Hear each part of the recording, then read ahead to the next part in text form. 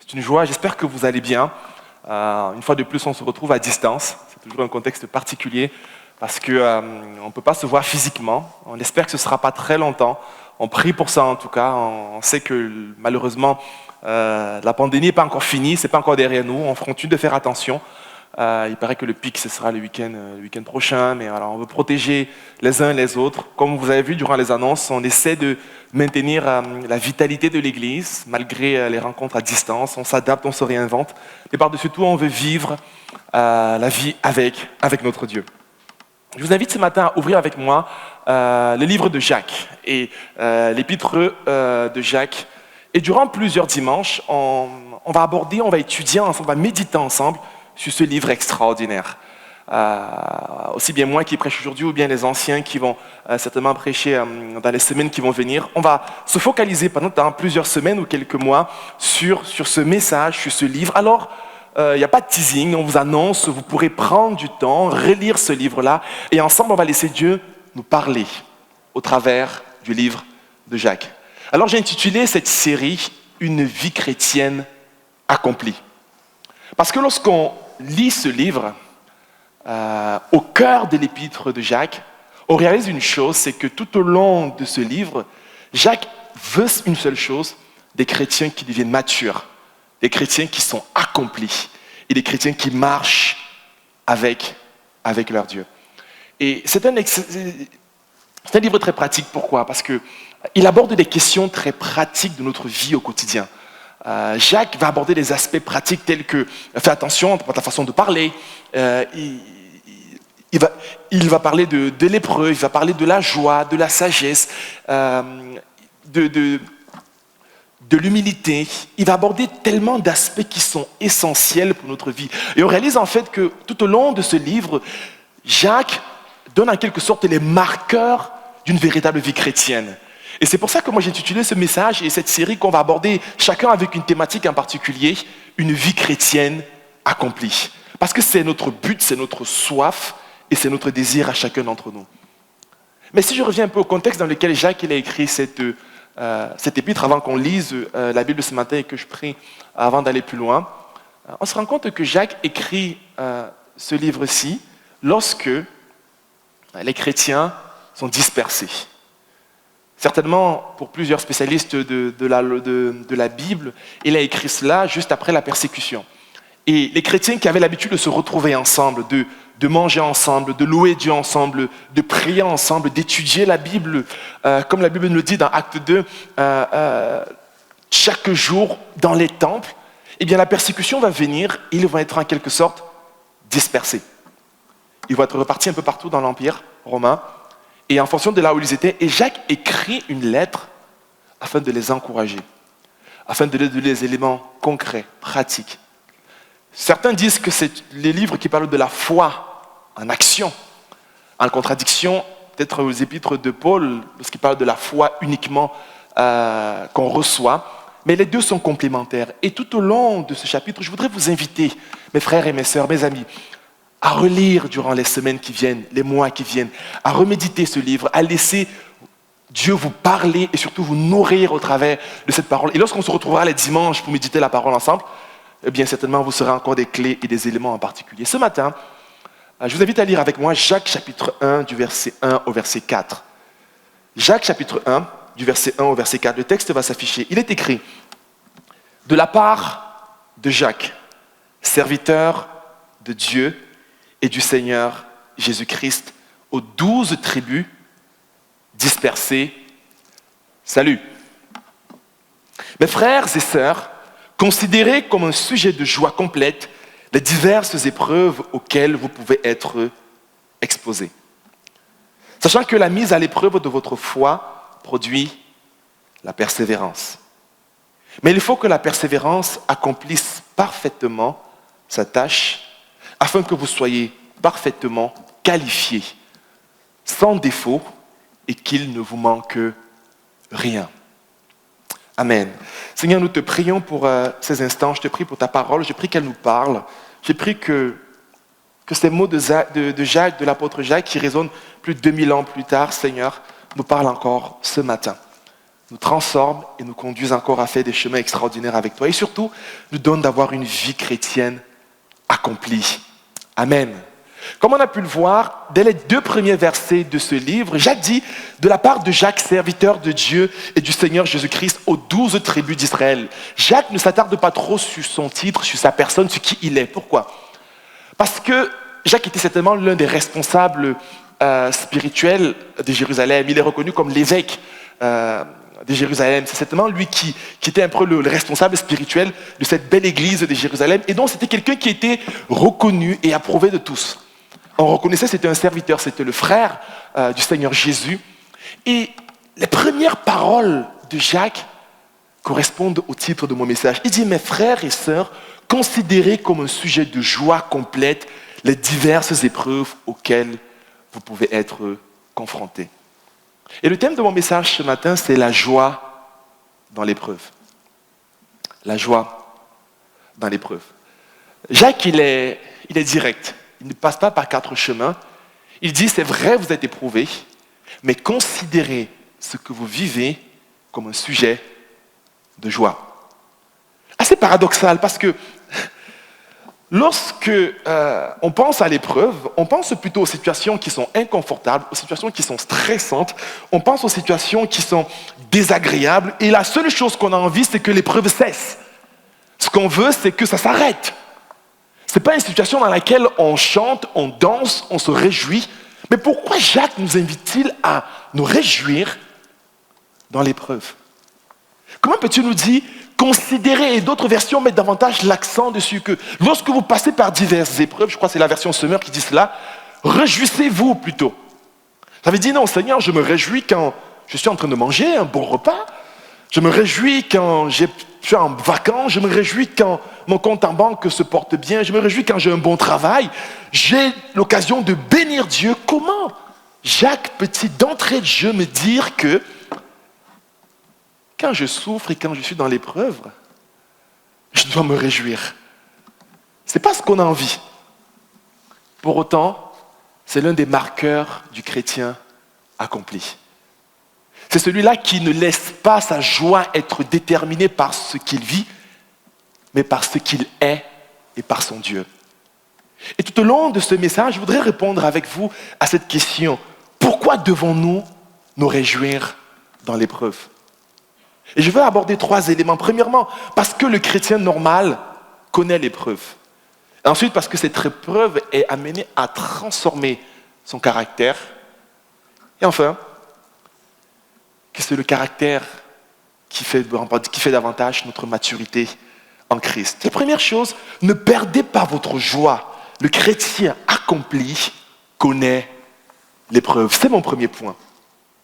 Et je voudrais aborder avec vous et vous inviter à réaliser que votre joie que vous avez aujourd'hui et que vous aviez hier, qu'elle ne cesse pas, qu'elle ne s'arrête pas à cause de votre joie. Parce que les preuves sur votre chemin de vie ne sont que des marqueurs qui nous permettent d'identifier le chemin que nous empruntons. Le fait que vous traversez une épreuve est plutôt un élément qui vous amène à réaliser que, oui, je suis sur le bon chemin. C'est un des indicateurs de ce que je suis avec Dieu et de ce que je marche avec lui. Il y a cela quelques années, 2 ou 3 ans, je me rappelle, je crois que j'étais à Choisy-le-Roi, je vais à Choisy-le-Roi, et je voulais assister à une conférence sur les responsables spirituels, sur les responsables chrétiens. Et c'est une conférence que j'appréciais, j'attendais depuis des mois. Et ce que j'ai fait durant ce truc-là, c'est que j'ai posé ma journée, j'ai attendu, et ce jour-là, je sors de chez moi très tôt, je vais à la conférence, j'avais juste mon téléphone, je me suis bien préparé, ma batterie était à fond. Ce que j'ai fait ensuite, c'est que j'ai pris mon GPS, je n'avais pas de voiture, donc je devais prendre un transport, j'avais peut-être 1 heure de temps de trajet.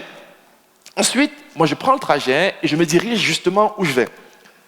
Et lorsque j'arrive, malheureusement, je ne retrouve pas un endroit qui ressemble à une salle de conférence. Et c'était assez particulier parce que durant ce moment-là, j'étais en quelque sorte perdu. Et mon GPS avait l'air de me dire que je suis arrivé à la salle où il y a la conférence, mais lorsque je Je regardais autour de moi, je ne voyais rien qui ressemblait à une salle de conférence. J'ai dit, mais qu'est-ce qui se passe?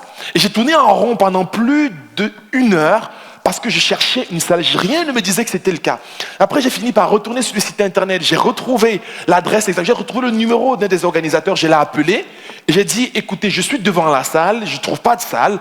Il dit, mais écoutez, on est juste là, il n'y a rien. Il dit, vous êtes trompé. Et en me rendant compte, en fait, que j'avais mal noté un numéro, ils avaient mal renseigné un numéro et j'étais dans une autre ville totalement. J'étais quasiment à 1h30 de là où je devais être. Et là, je me suis posé la question, Cyril, qu'est-ce que tu fais? Est-ce que tu rentres chez toi? Parce que là, j'en avais déjà marre, il était à quasiment 11h, j'étais sorti de chez moi, il était 7h. Est-ce que tu rentres chez toi ou est-ce que tu continues? Je me suis dit, bon, j'ai quand même posé ma journée, je vais continuer, je vais aller jusqu'au bout. Et j'avais plus de batterie, donc je me suis arrêté quelque part, j'ai mangé, j'ai rechargé ma batterie, et ensuite, je suis reparti pour assister à la conférence. Et en y allant, une fois de plus l'après-midi, du coup, je dois arriver sur la session de l'après-midi. Et lorsque j'étais proche de l'arrivée, ce qui se passe, c'est que ma batterie commençait à être faible. Je ne connaissais pas très bien où est-ce que je me trouvais. Et ça commençait à être très, très compliqué. Mais le comble du fait, c'est que je trouve un cimetière en face de moi. Je dis, mais non, la conférence n'a pas forcément lieu dans un cimetière. Et il me restait à peine 5% de batterie. J'ai commencé à continuer mon parcours et mon périple, mais jusqu'à ce que j'ai pu trouver une salle, des panneaux d'indication et un endroit qui indiquait qu'en fait c'est ici qu'a lieu la conférence. Je vous assure, j'étais rassuré parce que je ne savais pas comment j'allais revenir. Pourquoi est-ce que je vous raconte cela? Parce que dans la matinée, j'ai cherché des éléments qui allaient me rassurer qu'en fait, oui, je suis au bon endroit. Et je n'en trouvais pas. Mais tout au long de l'après-midi, lorsque j'ai retrouvé mon adresse, j'ai trouvé au moins un élément qui m'a dit, en fait, c'est ici qu'a lieu cette conférence, c'est ici qu'a lieu cet endroit. En quelque sorte, j'ai retrouvé mon chemin au travers des indicateurs. Et je voudrais vous rappeler en fait que l'épreuve dans la vie du chrétien, l'épreuve dans la vie du croyant, c'est comme un indicateur qui dit en fait, tu es sur le bon chemin. L'indicateur de la présence de Dieu à mes côtés, ce n'est pas la bénédiction. Peut-être c'est le fait que je suis de temps en temps éprouvé, émondé, taillé. Alors je me réjouis parfois lorsque l'épreuve vient. À premier abord, c'est pas ce que j'ai envie de faire, parce que on a tous envie de râler, et nous sommes les premiers. Mais je dis, Seigneur, ça fait partie du chemin. Je suis peut-être sur le bon chemin. Peut-être à une jeune maman qui se dit, mais est-ce que je suis fait pour être mère parce que je n'arrive pas à élever ses enfants? Parce qu'il me saoule, il me donne envie de m'énerver à chaque instant. Et bien j'ai envie de te dire, ma sœur, ou bien maman, tu es sur le bon chemin. Ce n'est pas parce que c'est compliqué que ça veut dire que tu n'es pas sur ce bon chemin. Peut-être parce que je travaille des difficultés financières chaque jour. Ça ne veut pas dire que j'ai un manque de foi et que je suis loin de la volonté de Dieu. Parce que lorsqu'on étudie la Bible, on se rend compte que plusieurs ont été confrontés à ces réalités-là. Ce n'est pas parce que j'ai du mal à prier que ça veut dire que je ne suis pas un homme ou une femme spirituelle. Même les disciples de Jésus sont allés dans le jardin avec Jésus. Il y en a qui ont ronflé lorsque Jésus priait. Alors, lorsque tu commences à exercer certaines difficultés, lorsque tu commences à être malade, à être souffrant, mon frère, ma sœur, ce n'est pas parce que tu manques de foi, ce n'est pas parce que tu n'es pas aussi parfait chrétien, c'est juste que tu es sur le chemin de la vie chrétienne normale. Une vie chrétienne parfois remplie d'épreuves. Lorsque des fruits sont absents dans ton service et que tu as l'impression que ça fait des mois que tu sèmes, des années que tu sèmes et que tu ne vois pas de résultats, que tu ne vois pas de fruits permanents, alors cela fait simplement partie de toi, un enfant de Dieu, comme les premiers disciples qui ont semé, peut-être qu'ils n'ont même pas vu de leurs propres yeux ce qu'ils semaient, mais dont nous sommes aujourd'hui les bénéficiaires de leur travail et de leur ministère. Lorsque les gens te trahissent, les gens t'abandonnent, les gens s'éloignent de toi, ça ne veut pas dire que tu es un mauvais leader. Jésus était le plus grand des leaders, le plus grand des responsables. Mais il y a des gens qui l'ont trahi. Ils étaient très nombreux lorsqu'ils distribuaient du pain, lorsque tout allait bien.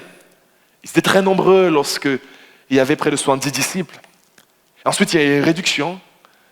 Il y a près de 500, après 110. Il dit, mais Seigneur, à qui d'autre irions-nous? Tu as les paroles de la vie. Alors, lorsque l'épreuve de la trahison s'installe, de l'abandon s'installe, c'est normal. En quelque sorte, mon frère, réjouis-toi. Regardons un peu dans la Bible quelques personnes qui ont été éprouvées par Dieu. Parce qu'il y a une différence entre l'épreuve que moi je cherche et que je provoque, parce que je suis peut-être entêté, peut-être parce que je cède à la tentation à cause du péché, mais il y a l'épreuve que Dieu met en évidence dans notre vie. Regardez le premier, Abraham. Genèse chapitre 22, le texte va s'afficher. Genèse 22 du verset 1 au verset 2. Il est écrit, après cela, Dieu mit Abraham à l'épreuve et il lui dit, Abraham, celui-ci répondit, me voici. Dieu dit, prends ton fils, ton unique, celui que tu aimes, Isaac, va-t'en au pays de Moriah et là, offre-le en holocauste sur l'une des montagnes que je t'indiquerai. Abraham est éprouvé dans son attachement réel à Dieu. Dieu va peut-être t'éprouver et vérifier si tu l'aimes réellement. Comme il a fait avec Abraham. Pour Abraham, c'est une promotion. Parce que ce qui va suivre, ce sera une élévation. Alors, considère l'épreuve comme un sujet de joie parce que Abraham a été éprouvé. Et Dieu veut vérifier, est-ce que ma fille, est-ce que mon fils, tu es réellement attaché à moi? Est-ce que ce confinement, est-ce que le fait que Dieu tarde, est-ce que le fait que Dieu te réclame quelque chose veut dire que tu vas t'éloigner de lui? Au contraire, Dieu, mon frère, t'éprouvera. Regardez une autre personne, le peuple d'Israël fut éprouvé par rapport à son obéissance. Deutéronome chapitre 8. Souviens-toi de tout le chemin que l'Éternel, ton Dieu, t'a fait faire pendant ces 40 années dans le désert. Il voulait t'humilier et te mettre à l'épreuve pour connaître les dispositions de ton cœur et savoir si tu respectais ou non ses commandements. Mes amis, Dieu va peut-être éprouver si dans votre cœur, vous l'aimez réellement. Vous savez, c'est quelqu'un qui disait qu'on ne dit pas à Dieu qu'on ne l'aime pas, mais on le chante parfois. Et on dit, Seigneur, oui, je te suivrai partout, je te servirai, je te ferai confiance. Mais, mes amis, Dieu va vous éprouver. Et qu'on le veuille ou pas. Et ce n'est pas un test pour vérifier si est-ce qu'on va t'éliminer ou pas, mais au contraire, c'est un test pour te qualifier à davantage avec lui. Si Dieu a mis quelque chose dans ton cœur, attends-toi à être éprouvé par ton Dieu. Et je veux croire que lorsque Dieu viendra t'éprouver, il dira, oui, tu es quelqu'un qui m'aime réellement de tout mon cœur. Il ne cherche pas la perfection, il recherche notre cœur. Regardons une troisième personne. Deutéronome chapitre 13, verset 4. Tu n'écouteras pas les paroles de ce prophète ou de ce faiseur de rêves. En effet, c'est l'Éternel, votre Dieu, qui vous met à l'épreuve pour savoir si vous l'aimez, lui, de tout votre cœur et de toute votre âme. Vous voyez, c'est dans Deutéronome qu'on parle de « tu aimeras ton prochain le Seigneur de tout ton cœur, de toute ton âme et de toute ta force ». Le peuple d'Israël fut éprouvé dans son amour réel pour Dieu. Alors j'ai envie de te poser cette question. Est-ce que tu l'aimes réellement? Est-ce que tu aimes ton Dieu de tout ton cœur? Parce que si tu dis oui, et j'ai envie de dire avec toi oui, il va t'éprouver. Il va t'éprouver pas de la manière que nous on éprouve souvent. Vous savez, parfois dans notre contexte actuel ou les gens qui sont autour de nous, parfois on éprouve les gens juste pour les disqualifier. Non, Dieu va t'éprouver pour te qualifié. Et c'est une grâce et c'est une bénédiction que Dieu veut faire dans chacune de nos vies. La quatrième, Dieu va éprouver l'adéquation entre nos pensées et nos paroles. Psaume chapitre 17, verset 3. Il dit, tu examines mon cœur, tu le visites la nuit, tu mets à l'épreuve et tu me mets à l'épreuve et tu ne trouves rien. Ma pensée n'est pas différente de ce qui sort de ma bouche. Le psalme ici nous dit, Dieu, tu éprouves que ce que je dis est en accord avec ce que je pense. Dieu va éprouver ton cœur.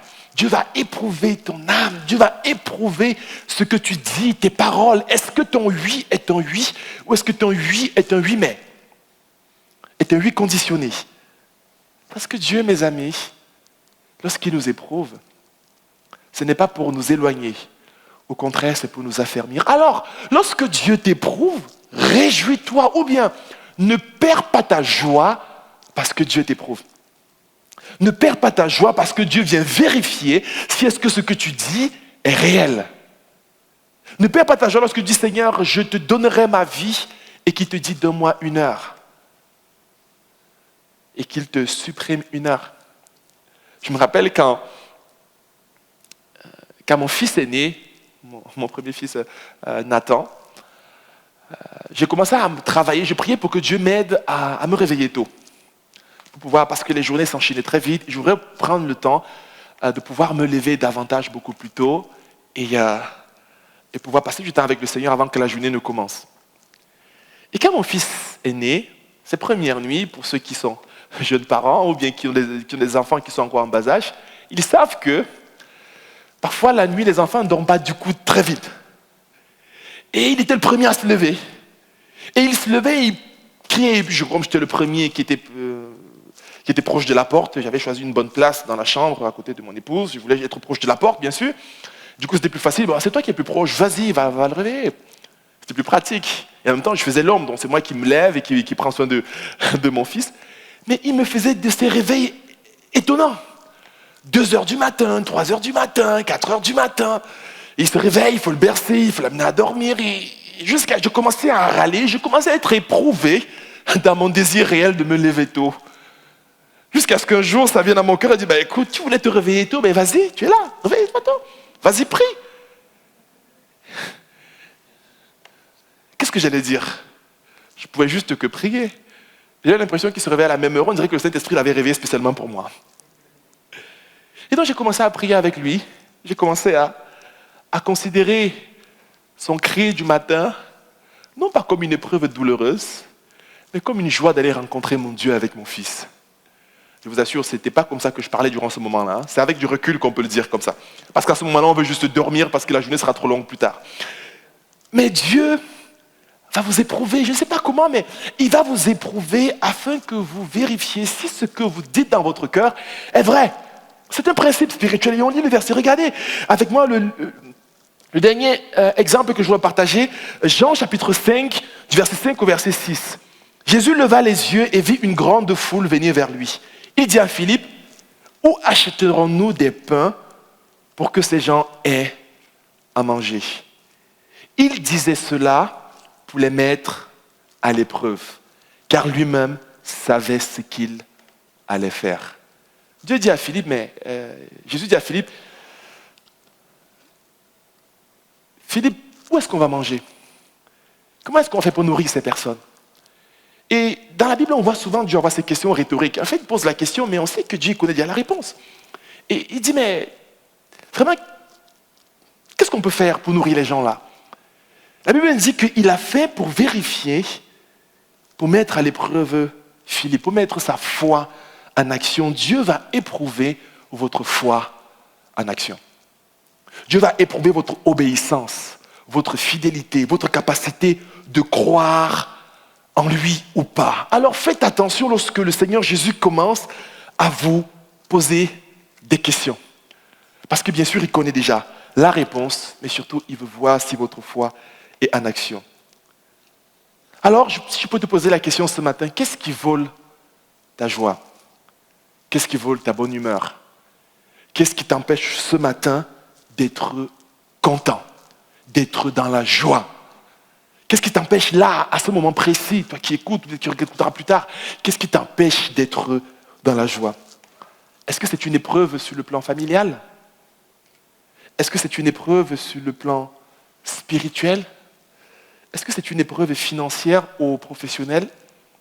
Qu'est-ce qui t'empêche d'être dans la joie? Est-ce que c'est la fatigue physique? Est-ce que c'est tous ces éléments-là? Alors je voudrais t'inviter à dire que malgré ce que tu vis, et malgré ce que tu connais, comme Jacques nous dit d'introduction dans son livre, considère l'épreuve que tu vis comme un sujet de joie. Alors réjouis-toi pour cela, car la joie dans l'épreuve, c'est la marque du croyant et du chrétien accompli. Et c'est ce que Dieu veut faire avec chacun d'entre nous. Pourquoi? Parce qu'il sait que cette épreuve est censée porter un type de fruit dans notre vie. Et c'est mon deuxième point. Ne perdez pas votre joie. Le chrétien accompli connaît l'épreuve et c'est au travers de l'épreuve que son caractère est transformé. Votre caractère sera transformé au travers de votre épreuve. Et il est dit, soyez dans la joie, l'épreuve qui construit votre caractère. Votre caractère sera transformé et façonné par les épreuves auxquelles vous êtes confrontés. Jacques dit, mais sachant que la mise à l'épreuve de votre foi produit la persévérance. Et la finalité du chrétien, la grandeur du chrétien, ce n'est pas dans ses accomplissements, même s'ils sont importants, mais ce sera quelque part dans son caractère s'il est davantage semblable à Jésus. Dans Galates 5, verset 22, l'apôtre Paul nous dresse un tableau du fruit de l'esprit, du chrétien adulte, mature, qui est arrivé à la stature, à la maturité en qui il ne manque rien. Il dit, mais le fruit de l'esprit, c'est l'amour, c'est la joie, c'est la paix, c'est la patience, c'est la bonté, c'est la bienveillance, c'est la foi, c'est la douceur, la maîtrise de soi. Contre de telles attitudes, il n'y a pas de loi. Si vous voulez voir tout votre caractère chrétien être forgé en vous, alors ne fuyez pas l'épreuve. Si vous voulez développer dans votre vie le caractère de Christ, alors sachez une chose, Dieu va se servir des épreuves pour vous tailler, pour vous émonder, pour vous bâtir et vous amener à davantage ressembler à son Fils bien-aimé, le Christ. Comment réagis-tu face aux épreuves? Qu'est-ce que tu apprends lorsque tu traverses une épreuve? Il y a un proverbe qui dit, si vous vivez un moment difficile, ne blâmez pas la vie, vous êtes juste en train de devenir plus fort. C'est un auteur inconnu, je ne connais pas qui c'est. Et il dit quelque chose de particulier, si tu traverses une situation particulière, ne blâme pas tout le monde, ne critique pas tout le monde, réalise juste que tu es en train de devenir quelqu'un de meilleur. C'est la raison pour laquelle on peut se réjouir de l'épreuve, parce qu'on dit en fait, je suis en train de grandir et de ressembler à Christ. Je suis en train d'être transformé, d'être façonné à son image et à sa ressemblance. Je suis en train de devenir quelqu'un de meilleur. Hier, j'écoutais une conférence, j'assistais à une conférence sur le leadership, et il y avait en ligne, et il y avait un intervenant, John Maxwell, qui a dit quelque chose qui m'a marqué et qui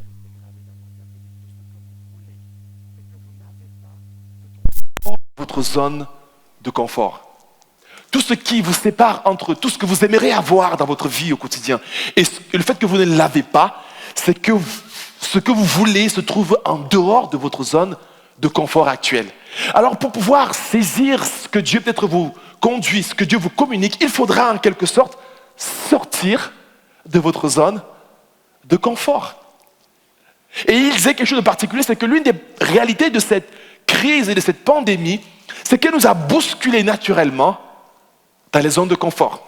Les choses qu'on n'avait pas l'habitude de faire, naturellement, on se met à le faire. Regardez, je suis en train de prêcher, c'est une vidéo. Je sors un peu de ma zone de confort. Mais il y a certaines choses que nous ne pourrons pas vivre et que nous ne pourrons pas saisir tant que notre caractère ne sera pas forgé, tant que certains fruits ne seront pas nés de notre vie. Alors parfois lorsque tu dis Seigneur, je voudrais ceci ou cela, ce que Dieu est en train de faire, il est en train de vouloir travailler ton caractère pour que tu sois à même de porter ce qu'il veut te donner ou bien même de vivre seulement cette réalité-là. Il y a certaines bénédictions, certaines choses qui peuvent nous détruire plutôt que nous sauver. Alors, soyons sensibles à ce que Dieu peut nous faire. Moi, dans mon expérience, j'ai travaillé dans certaines entreprises, qui ont connu des croissances exponentielles. Et j'ai réalisé une chose qui m'a étonné, c'est que la croissance peut être un danger. La croissance peut vous détruire si vous n'êtes pas préparé à la porter et à l'accompagner. Alors, mes amis, soyons sensibles à ce que Dieu veut faire. L'apôtre Jacques nous dit, il faut que votre foi éprouvée puisse produire de la persévérance. Il faut que Dieu puisse t'amener à un niveau où tu puisses être quelqu'un de persévérant, quelqu'un de patient, quelqu'un de joyeux, quelqu'un de doux, quelqu'un qui apprend à être discipliné et à faire preuve de maîtrise de soi, quelqu'un de bienveillant, quelqu'un de rigoureux, quelqu'un d'organisé. Il faut que Dieu t'éprouve, il faut que Dieu te fasse passer par des situations assez particulières. Alors, Jacques nous dit, lorsque tu vis cette saison, lorsque tu vis peut-être ce confinement, qui peut-être est une épreuve pour toi, il faut que tu dises, Seigneur, qu'est-ce que tu es en train de m'enseigner durant cette saison? Qu'est-ce que tu as envie de me communiquer durant ces moments? Afin que lorsque je sorte de cette épreuve, lorsque je sorte de cette saison, lorsque je sorte de ce moment que je vis, je ressors grandi, je ressors meilleur et je ressors encore glorieux. Il y a un auteur, je crois que c'est Gary Thomas, qui écrit un livre extraordinaire sur le mariage et sur le couple. Il dit pourquoi j'ai dit oui? Non, à quoi avez-vous dit oui? Je crois que c'est ça le titre de son livre. Et à un moment donné, il raconte l'histoire d'une femme pieuse au tout début de l'Église qui est confrontée à un problème, à un choix difficile. Elle se pose la question entre épouser un homme qu'elle aime et qu'elle apprécie ou devenir moine, aller dans un monastère et servir le Seigneur de tout son cœur. Il va poser cette question à un pasteur de l'époque. Il dit à un serviteur, il dit, écoute, c'est une question difficile parce que tu aimes cet homme, tu aimes aussi le Seigneur. Et il va lui répondre de manière assez particulière. Il dit, si tu veux te consacrer entièrement à Dieu, si tu veux donner tout ton temps et toute ton énergie pour le Seigneur, va au monastère parce que tu n'auras pas les tracasseries du mariage, de la vie à deux, les problèmes, celui qui... Consacre-toi uniquement à Dieu, reste célibataire, tu vas te donner entièrement à Dieu, tu vas tout donner pour Dieu. Un peu comme l'apôtre Paul dit. Mais il dit, si tu veux ressembler à Jésus, il faut que tu te maries. Parce que dans le couple, il n'y a rien comme le couple qui va mettre en évidence ton caractère. Il n'y a rien dans le couple qui va mettre en évidence tes défauts, tes qualités. Il n'y a rien dans le mariage qui va mettre à nu la réalité que tu vis dans ton caractère au quotidien et qui va te conduire à ressembler à Christ. Et de conclure en disant que Dieu a fait le mariage à notre image, à notre ressemblance. Parce que le mariage, ce n'est pas juste pour te faire plaisir. Quelqu'un a dit c'est pour te tuer. Pas pour que tu meurs, mais pour tuer ton moi, afin que tu ressembles davantage à Christ et à ton Dieu. Parce que c'est au travers de cet élément-là que tu vas être transformé et que tu vas être façonné. Ce texte de Jacques m'a beaucoup parlé pendant très longtemps. Pourquoi? Parce que je n'étais pas quelqu'un de naturellement très persévérant. Et il y a une saison de ma vie où j'avais l'impression que tout ce que je faisais était compliqué, était difficile, et je devais persévérer jusqu'au bout avant d'avoir une réponse particulière. Lorsque j'allais juste faire mon passeport, il y avait tous les problèmes et j'avais abandonné jusqu'à la dernière minute que cela se produisait. La première fois, ça allait. La deuxième fois, et ainsi de suite. J'ai eu une succession de choses, ainsi administrativement ou même dans la vie au quotidien, où j'avais l'impression que tout se passait mal. Je me suis même demandé si j'avais une malédiction dans ma vie qui m'amenait à faire en sorte que tout se passe mal. J'arrivais au bout, mais j'avais l'impression que rien n'aboutissait. Tout était juste difficile, au point où je suis arrivé à m'habituer à cela. Et à me dire que de toute façon, je sais que ça va être compliqué. Je sais que ça ne va pas se faire en un jour.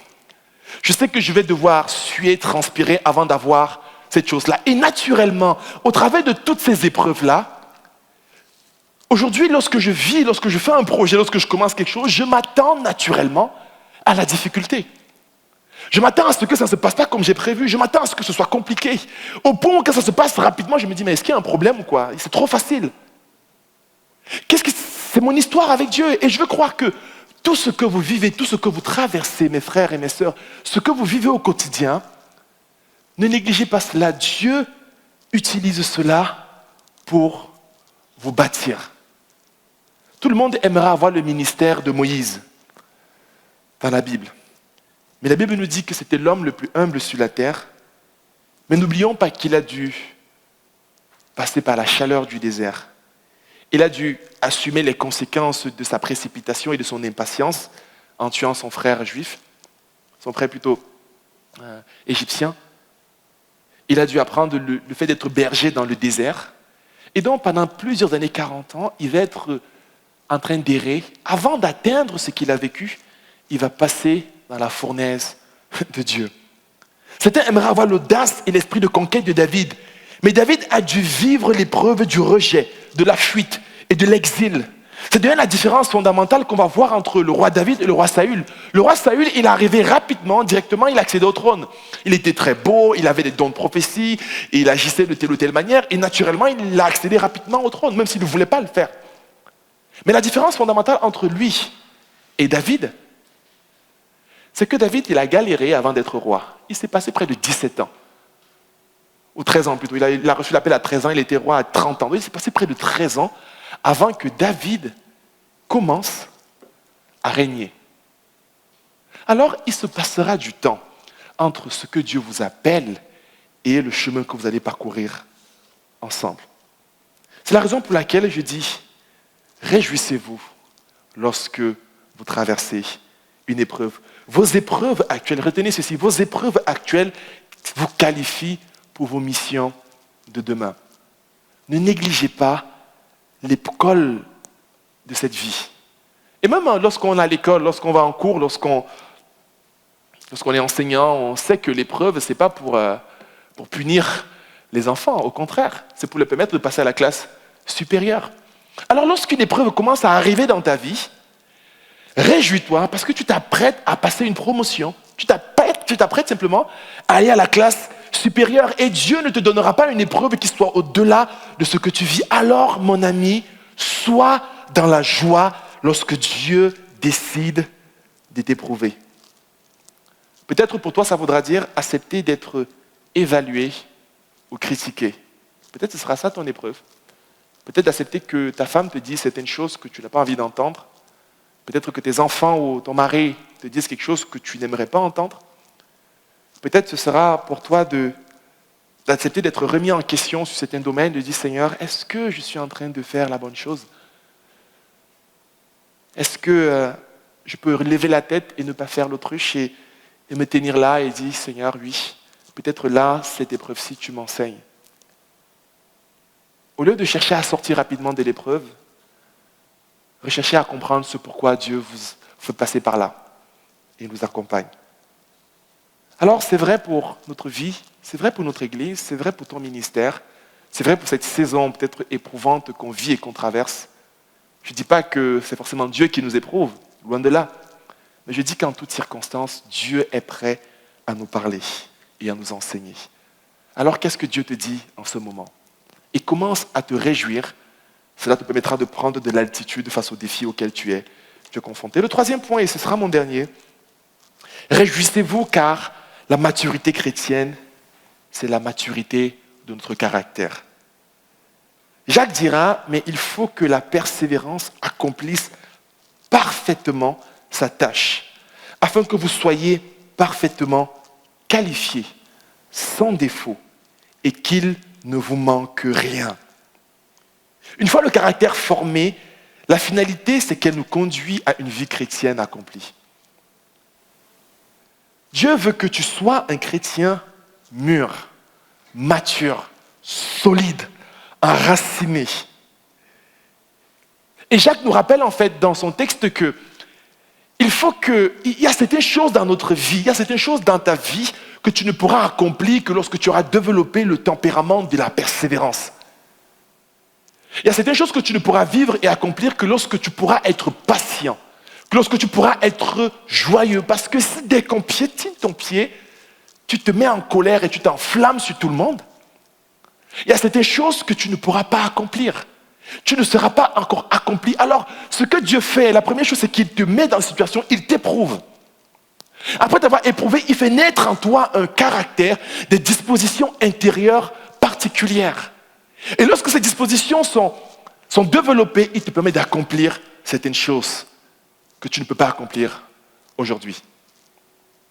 Quelqu'un disait que que notre caractère, nous ne pourrons pas aller beaucoup plus loin que notre caractère. Que nous ne pourrons jamais aller beaucoup plus loin que notre caractère. Peu importe les dons que tu as, peu importe les talents que tu as, peu importe l'appel que tu as sur ta vie, peu importe le ministère auquel Dieu t'appelle, peu importe les bénédictions qui sont en réserve, tu ne pourras jamais aller plus loin que ton caractère. Parce que c'est ton caractère qui te porte dans chaque situation de ta vie. Alors considère l'épreuve, mon ami. Considère cette épreuve non pas comme une fin en soi, non pas comme une fatalité, non pas comme quelque chose qui te tombe dessus et que tu dois subir, mais juste comme un moyen au travers duquel Dieu te bâtit, te façonne, afin que tu puisses vivre ce qu'il prévoit pour ta vie. Le désir de Dieu, la finalité du chrétien, c'est d'être à la stature parfaite de Christ. Et Jacques introduit cette notion dès qu'on commence à lire son livre. Il dit, écoute, considérez comme un sujet de joie l'épreuve à laquelle vous êtes confrontés. Réjouissez-vous lorsque ça fait mal.